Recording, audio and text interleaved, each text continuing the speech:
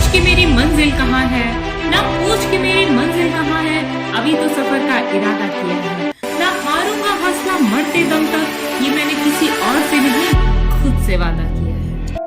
Hello friends, आज का video हर महिला को एक मैसेज देने के लिए है। ये वीडियो हर उस महिला के लिए है जिसका उत्साह नीचे गिर रहा है, जिसके अंदर पोटेंशियल की कोई कमी नहीं है, लेकिन उसे कहीं ना कहीं दबा दिया गया है। फ्रेंड्स, हमारे देश की आबादी का 48% महिलाएं हैं और हमारे देश की महिलाओं के टैलेंट में, उनके पोटेंशियल में कोई कमी नहीं है, लेकिन हमारे देश में महिलाओं को ग्रो नहीं करने देते हैं। हमारे यहाँ महिलाओं को सिर्फ घर गृहस्थी सिखाई जाती है।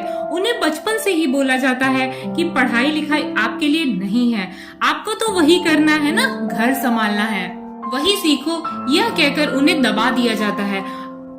आज भी हमारे देश में महिलाओं को सिर्फ 4 साल एवरेज एजुकेशन दी जाती है, मतलब सिर्फ प्राइमरी एजुकेशन, बस पढ़ाई छोड़ो, घर संभालो। जब हमारे देश की 48% सिर्फ महिलाएं हैं और महिला ही पढ़ नहीं रही है, तो देश कैसे ग्रो कर सकता है? ये सब मानसिकता का खेल है। हम खुद ही अपने देश को, अपने घर को आगे नहीं बढ़ने देना चाहते हैं, और अगर बहुत संघर्ष करके, बहुत मेहनत करके कोई औरत आगे निकलने की कोशिश भी करती है, तो उसे वहीं दबा दिया जाता है, उसे नीच समझा जाता है। अरे भाई, औरत को नीच समझने वालों, आंखें खोलो, आंखें खोलकर देखो, तुम उसी देश में रहते हो जिसने इंदिरा नूई दी है, जिसने कल्पना चावला दी है, अरे भाई जिसने अरुंधति भट्टाचार्य को पैदा किया है, जिसके स्लम से कल्पना सरोज निकली है। जी हाँ फ्रेंड्स, एक ऐसी औरत जिसे पढ़ने का अधिकार नहीं मिला, 12 साल की उम्र में उसकी शादी कर दी गई। ससुराल में उस 12 साल की लड़की ने मार खाई, गाली खाई, उसे खाना नहीं मिला। आखिर में 6 महीने में ही वो थक गई, हार गई और अपने घर वापस आ गई। घर आकर भी उसे ताने मिले, समाज से वो लड़की बहुत दुखी हो गई और उसने खुद को खत्म करना चाहा और जहर पी लिया। और मृत्यु से भी उस लड़की ने बहुत संघर्ष किया और बच गई। लेकिन बचने के बाद भी उसे सुनना पड़ा कि मर जाती तो क्या होता, तुम्हारे पिता की इज्जत का क्या होता। लोग तो यही कहते ना कि कुछ तो ऐसा किया होगा ना कि मरना पड़ा। उस दिन उसने सोचा, अगर मरने पर भी ऐसा होता है तो मुझे जीना होगा। उसने बहुत मेहनत की, अपने घर वालों को बहुत मनाया, जिद की, मरने की धमकी तक दी, तब वो मुंबई आ पाई। यहाँ आकर वह झोपड़पट्टी में रहने लगी और एक होजरी मिल में धागा काटने का काम करने लगी और पैसे मिलते थे उसे 2 रुपए रोज का, मतलब 60 रुपया महीना। जी हाँ फ्रेंड्स, 60 रुपया महीना। इसी बीच उनके परिवार पर पहाड़ टूट पड़ा, उनके पिता की नौकरी चली गई और पूरे परिवार की जिम्मेदारी कल्पना पर आ गई। उनका पूरा परिवार कल्पना के साथ मुंबई आकर झोपड़पट्टी में रहने लगा। इसी बीच उनकी बहन काफी बीमार रहने लगी और इलाज के अभाव में उन्हें छोड़कर चल बसी। उस दिन कल्पना बहुत दुखी हुई और उन्होंने सोचा कि दुनिया में सबसे बड़ी बीमारी गरीबी है और मैं इस गरीबी को अपने परिवार से दूर करके रहूंगी।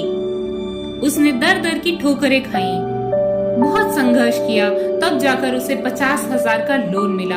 उस लोन के पैसे से उसने एक बुटीक खोला और एक फर्नीचर का छोटा सा बिजनेस शुरू किया। तब उसे पता चला कि लोन लेना और नौकरी करना आम जनता के लिए कितना मुश्किल होता है।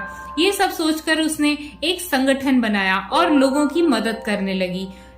इससे लोगों में उसकी काफी पहचान बन गई और उसका बिजनेस भी ठीक ठाक चल रहा था। एक दिन कल्पना के पास एक आदमी 2.5 लाख रुपए में अपना प्लॉट बेचने के लिए आया। उसे पैसों की बहुत जरूरत थी। उसकी जरूरत को देखकर कल्पना उसे मना न कर सकी और पैसों का कहीं से इंतजाम करके 1 लाख रुपए उसे दिया और बाकी का पैसा बाद में देने को बोला। बाद में कल्पना को पता चला कि वह जमीन विवादित है और कोर्ट में कई केस उसके अगेंस्ट पेंडिंग है। 1.5 साल काफी मशक्कत करने के बाद उस जमीन का विवाद सुलझाया और अब कल्पना रातों रात 50 लाख की जमीन की मालकिन बन चुकी थी। अब जब उन्होंने उस जमीन पर कंस्ट्रक्शन करना चाहा तो एक बार फिर पैसा उनके आड़े आ गया। तो उन्होंने एक व्यापारी के साथ एग्रीमेंट किया और बिल्डिंग बनाने लगी और एक बिल्डर बन गई। लेकिन हमारे समाज को यह कब मंजूर था कि एक औरत इतना आगे बढ़ने लगे, तो लोगों ने उसे मारने तक की साजिश कर डाली, उसके नाम की सुपारी लगा दी गई। लेकिन इस स्थिति से भी वह डरी नहीं, आगे बढ़कर इसका सामना किया और आखिर में गुंडों को पुलिस ने पकड़ लिया और उन्होंने एक लाइसेंसी रिवॉल्वर भी ले ली। कल्पना का कहना था कि उन्हें बाबा अंबेडकर की इस बात पर पूरा विश्वास है कि 100 दिन भेड़ की तरह जीने से कहीं अच्छा है एक दिन शेर की तरह जिया जाए। कल्पना की मेहनत और संघर्ष को जानने वाले उनके मुरीद हो गए और मुंबई में उन्हें काफी पहचान मिल गई। इसी जान पहचान के बलबूते कल्पना को पता चला कि 17 साल से बंद पड़ी कंपनी कमानी ट्यूब्स को सुप्रीम कोर्ट ने उसके कामगारों से शुरू करने को कहा है। कंपनी के वर्कर्स कल्पना से मिले और कंपनी फिर से शुरू करने की अपील की। ये कंपनी कई विवादों के चलते बंद पड़ी थी। कल्पना ने वर्कर्स के साथ मिलकर मेहनत और हौसले के दम पर 17 साल से बंद पड़ी कंपनी में जान फूंक दी। कल्पना ने जब कंपनी संभाली तो कंपनी के वर्कर्स को सालों से सैलरी नहीं मिली थी। कंपनी पर लगभग 161 करोड़ का कर्ज था। कंपनी की जमीन पर किराएदार कब्जा करके बैठे थे। मशीनों के कलपुर्जे या तो जंग खा चुके थे या तो चोरी हो गए थे। कई मालिकाना और लीगल विवाद भी थे। कल्पना ने हिम्मत नहीं हारी और दिन रात मेहनत करके ये सभी विवाद सुलझाए। आज उसी कमानी ट्यूब्स का टर्नओवर लगभग 9,000 करोड़ तक है। कल्पना सरोज को पद्मश्री सहित कई सम्मान मिल चुके हैं। हालांकि उनका इतिहास कोई बैंकिंग लाइन का नहीं रहा है, फिर भी उन्होंने कंपनी को इतने अच्छे से संभाला है कि सरकार ने उन्हें भारतीय महिला बैंक के बोर्ड ऑफ डायरेक्टर्स में भी शामिल कर लिया है। देखा फ्रेंड्स, किस तरह एक लड़की ने सिर्फ अपने आत्मविश्वास और सच्ची लगन से फर्श से अर्श तक पहुंचने का सफर तय किया। ऑल ब्यूटीफुल लेडीज, अब किस्मत के भरोसे रहना बंद करो और इस औरत की तरह हर मुश्किल का डट कर सामना करना सीखो। एक दिन सफलता तुम्हारे कदम जरूर चूमेगी। Okay, thanks for watching, bye bye. और हाँ, अगर ये वीडियो अच्छा लगा हो तो लाइक, शेयर और सब्सक्राइब जरूर करें।